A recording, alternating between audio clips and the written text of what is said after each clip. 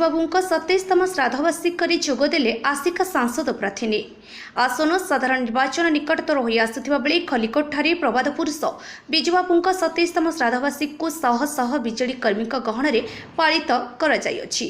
ଆୟୋଜିତ ଶ୍ରାଦ୍ଧବାର୍ଷିକରେ ବିଜେଡି ପ୍ରାର୍ଥିନୀ ଶ୍ରୀମତୀ ସୂର୍ଯ୍ୟମଣି ବୈଦ୍ୟ ଓ ସାଂସଦ ପ୍ରାର୍ଥିନୀ ଶ୍ରୀମତୀ ରଞ୍ଜିତା କୁମାରୀ ସାହୁ ଅତିଥି ଭାବେ ଯୋଗଦେଇ ବିଜୁବାବୁଙ୍କୁ ଜଣେ ପ୍ରଗତିଶୀଳ ରାଜନେତା ଓ ସାହସୀ ଓଡ଼ିଆ ଭାବେ ବର୍ଣ୍ଣନା କରି ତାଙ୍କର ସୁପୁତ୍ର ଓ ପାଣ୍ଡିଆନଙ୍କୁ ପ୍ରଶଂସା କରି ରୂପାନ୍ତରଣ ମାଧ୍ୟମରେ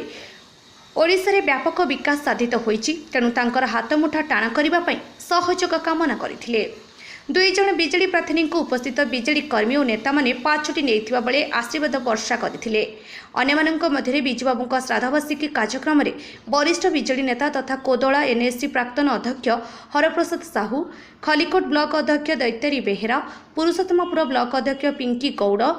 जिला परिषद सभ्या सोनम पलाई, चंदना सेठी, वरिष्ठ बिजेडी नेता किशोर पलाई, मांगुणी पलाई, विशेष बैंक डायरेक्टर राममोहन पंडा, जिला बिजेडी नेता रत्नाकर साहू, नगर बिजेडी सभापति नरेंद्र कुमार पात्र, निर्वाचन मंडली युव बिजेडी सभापति भिकारी चरण पांडी, ब्लॉक युव बिजेडी सभापति दयानिधि साहू, ब्लॉक महिला बिजेडी सभानेत्री मितांजलि मिश्र, पूर्वतन सरपंच प्रफुल्ल चंद्र साहू, कहींपुर सरपंच प्रकाश चंद्र सासमलଙ୍କ समेत खलिकोट और पुरुषोत्तमपुर ब्लॉकर बहु छमुआ नेता और शताधिक बिजेडी कर्मी यह श्राद्धवार्षिकी सभारे जोगदे श्रद्धासुमन अर्पण करथिले। गंजाम जिल्लारू डॉक्टर अजित कुमार पट्टनायक रिपोर्ट अपराह्न लाइव।